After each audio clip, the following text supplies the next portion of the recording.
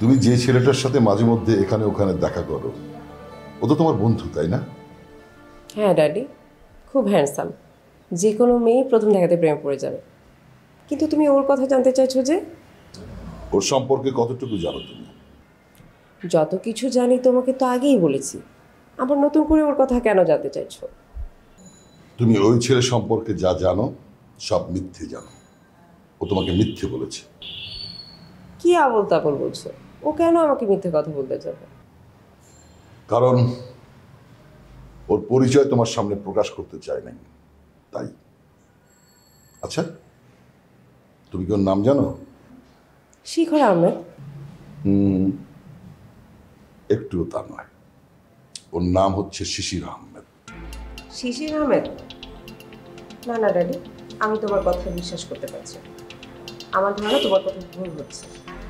ওকে তুমি জানো একটা টোটো কোম্পানির ম্যানেজার, কিন্তু এটা তুমি জানো না ওই শিশির একটা গোয়েন্দা অফিসার। গোয়েন্দা অফিসার? গাছ থেকে পড়ছো তো, এবার বোঝো কেন তোমার ভবিষ্যৎ নিয়ে আমি এত চিন্তিত।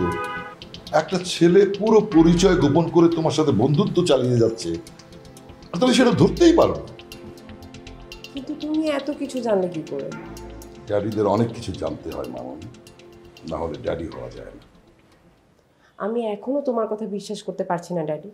আমার মন বলছে সত্যি কোথাও তোমার ভুল হচ্ছে। একটা জীবন্ত সত্যকে যদি জোর করে মিথ্যে বানিয়ে দিতে চাও, তাহলে তোমার প্রতি করুণা করা ছাড়া আমার কিছু নেই। ঠিকই বলেছো ড্যাডি, আমার মতো বোকা মেয়েকে করোনা ছাড়া কিছুই করা উচিত না। তার মানে পুলিশের জালে আমি পুরোপুরি আটকে গেছি। বাঁচতে হলে আজকে পুলিশ যে আমাকে তুলে নিয়ে গিয়েছিল তা কোনোভাবেই বসকে জানানো যাবে না। বস যদি একবার জানতে পারে, বিগ বস তাহলে আমাকে এই পৃথিবী থেকে সরিয়ে দেবে। আবার পুলিশের সাথেও তো বেইমানি করা যাবে না। তাহলে আমি এখন কি করব?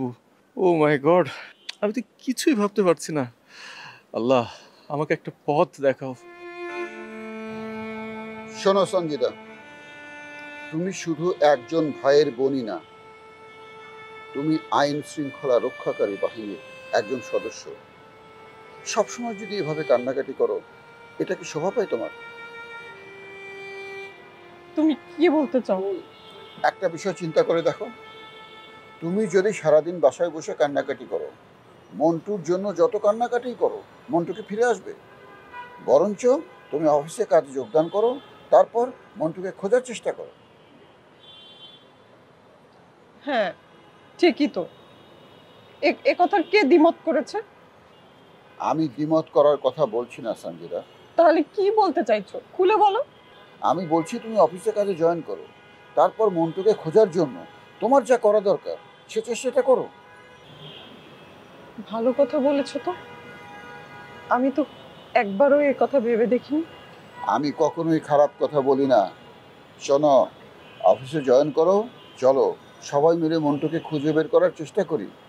একটা কথা মনে রাখবে, যে কিডন্যাপ হয় তাকে যদি সময় মতো খুঁজে বের করা না যায়, তাহলে কিন্তু জীবিত পাওয়ার সম্ভাবনা দিন দিন কমে যায়।